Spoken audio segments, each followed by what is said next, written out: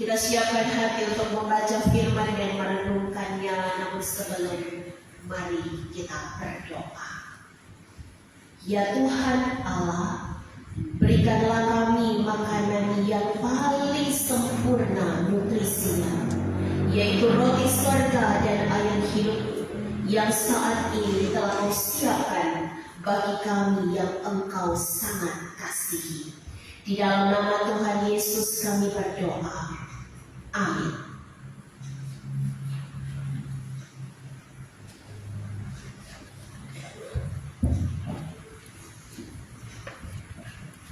Saudara-saudara jemaat, mari kita membuka bersama dalam Alkitab Keluaran 18 ayat 1 sampai ayatnya yang ke-12.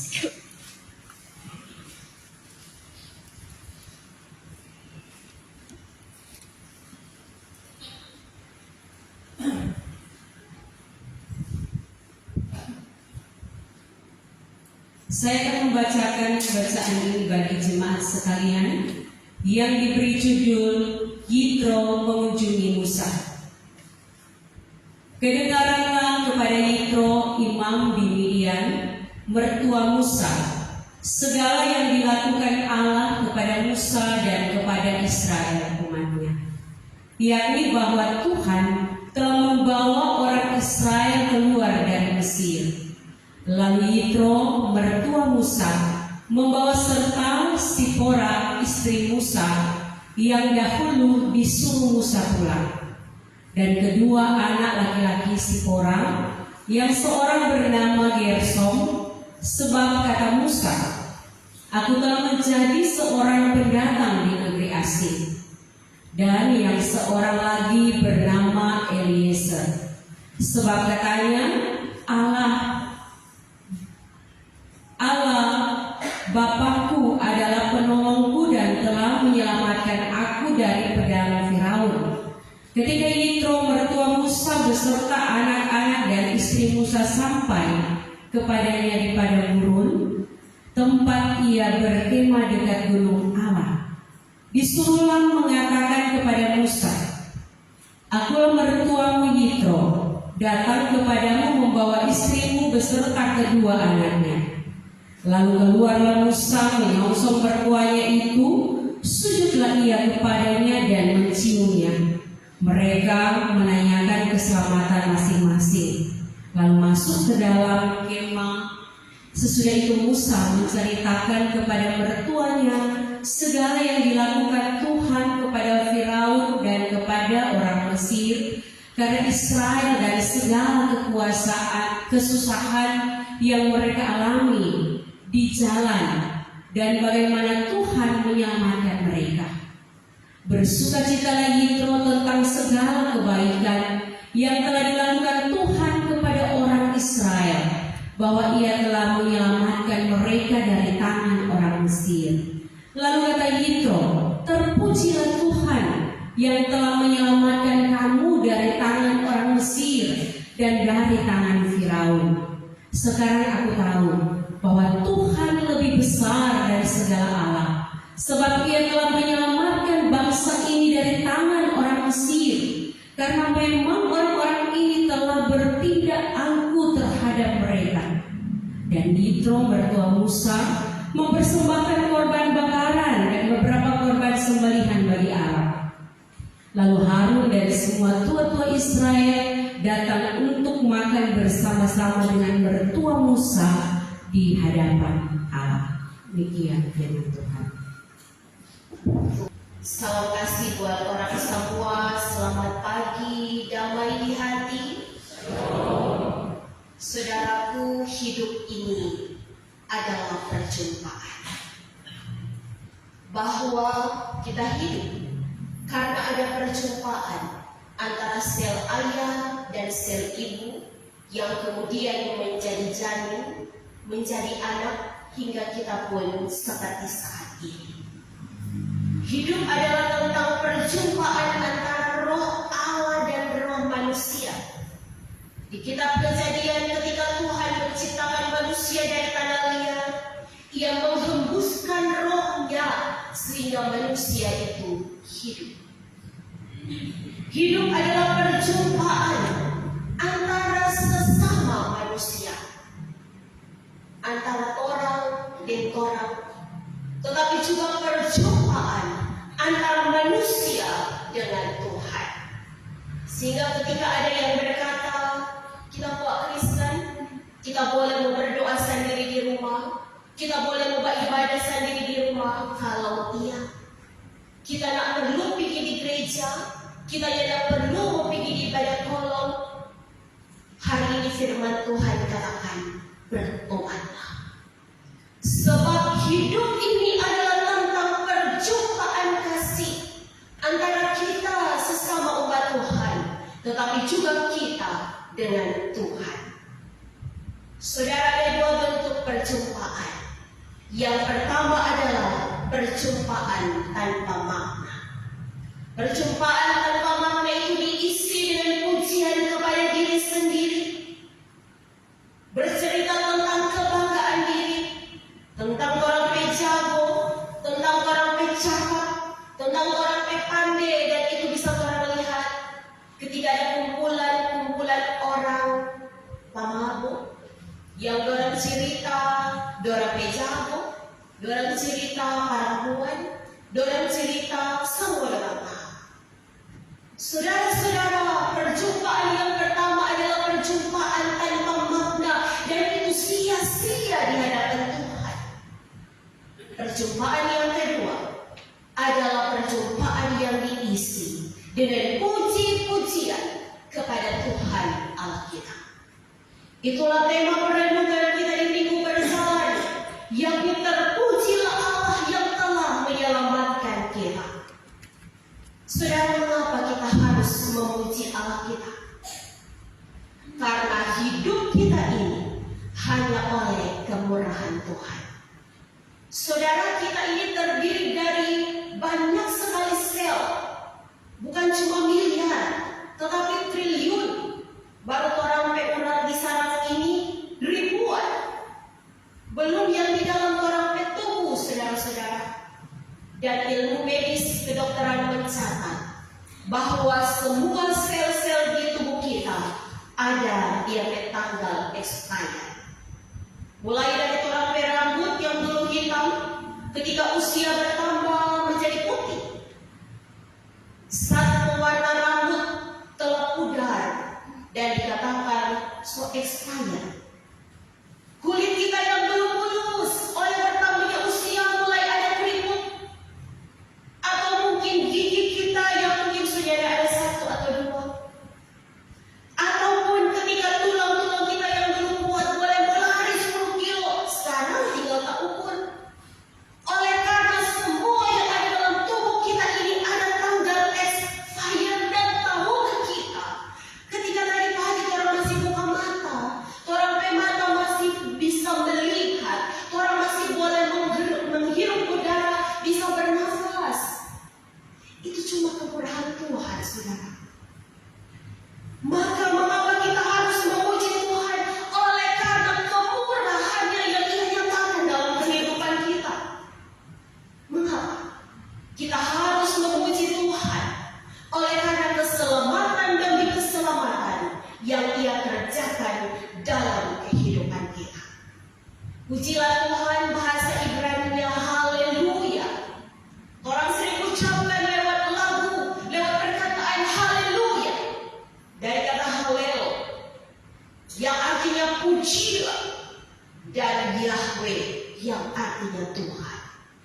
Arti dari haleluya, saudaraku, adalah ungkapan rasa kagum kepada Tuhan Allah yang dinyatakan melalui perkataan, tetapi juga tingkah laku atau perbuatan. Haleluya sekali lagi artinya ungkapan rasa kagum kepada Tuhan Allah yang dinyatakan lewat perkataan, tapi juga tingkah laku dan perbuatan. Perkataan seperti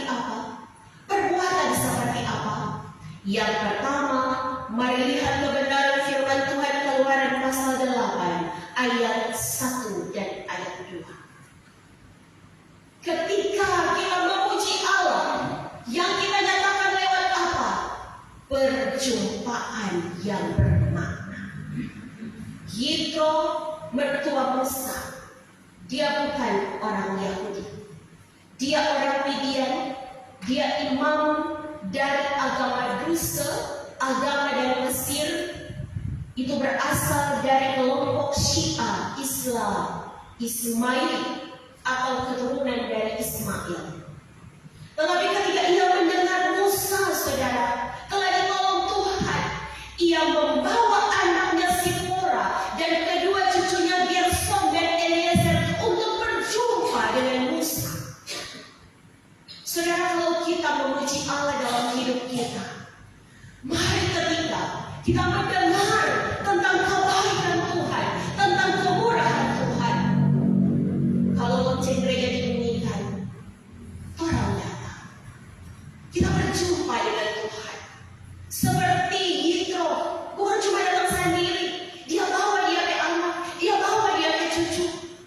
Kalau hari ini di rumah kita ada 4-5 orang, orang baru datang sendiri, mari hari ini kebenaran firman Tuhan menegur kita untuk orang panggil orang-orang yang Tuhan kasihi, berjumpa dengan Tuhan, berjumpa dengan sesama umat Tuhan dalam persekutuan ibadah. Itu arti dari haleluya. Yang kedua, saudara, adalah menunjukkan rasa hormat. Di ayatnya yang ke-7, ketika Musa mendengar Yitro datang, keluarlah Musa, ia menyongsong, lalu sujudlah ia dan mencium mertuanya Yitro.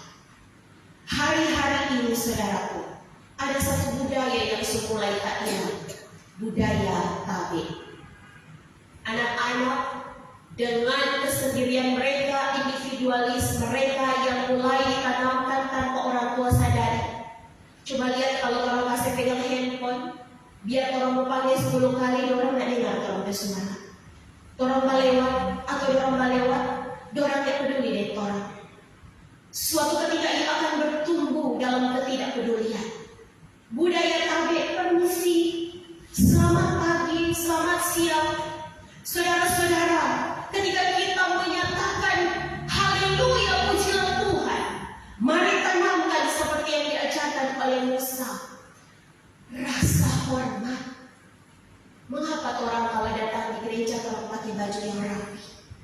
Oleh karena orang menghormati kemuliaan dan keagungan Tuhan. Mengapa para pendeta harus mengenakan toga, jubah efod seperti para imam di masa perjanjian lama? Oleh karena menunjukkan kebesaran dan kemuliaan Tuhan yang harus kita hormati, saudara. Maka hari ini, ketika firman Tuhan datang, kalau kita memahami arti pujilah Tuhan, kita tanamkan rasa hormat pada persekutuan, rasa hormat pada Tuhan, rasa hormat pada kemuliaannya, seperti yang dinyatakan dan diajarkan oleh Musa. Ia sujud dan ia mencium mertuanya Yitro. Saudaraku, hari ini suami dan istri, orang tua dan anak, pelayan tapi juga jemaat, orang semua, mari kita mulai untuk kembali pada budaya tabe, untuk orang mulai lagi menjaga penghargaan dan penghormatan bagi sesama terlebih Tuhan. Lalu yang ketiga, pujilah Tuhan dinyatakan di ayatnya yang ke-8 firman Tuhan, bahwa Musa menceritakan kepada mertuanya segala yang dilakukan Tuhan kepada Firaun dan kepada orang Mesir karena Israel dan segala kesusahannya. Yang diceritakan adalah kebaikan Tuhan, saudara. Mari kita mau belajar hari ini. Kalau orang suka cerita orang pekura, orang simpang, orang talan, orang bilang dalam nama Yesus dikatakan, mari yang keluar dari mulut kita adalah kebaikan Tuhan. Yang orang nyatakan dengan bagaimana, makasih mama baik, papa sayang sekali pada kita, makasih anakku engkau sudah dengar-dengaran. Menceritakan kebaikan Tuhan adalah tentang semua yang baik. Saudaraku, pasal 13 sampai pasal 17 dari kitab Keluaran mencatat tentang kebaikan-kebaikan yang diceritakan, yang dikisahkan oleh Musa kepada mertuanya Yitro. Yang pertama, dalam Keluaran pasal 13 ayatnya yang ke-20.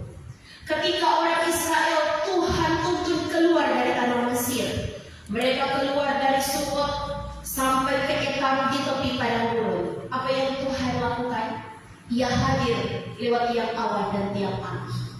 Ia melindungi orang Israel di padang gurun dari teringnya matahari yang sangat panas dengan tiang awan.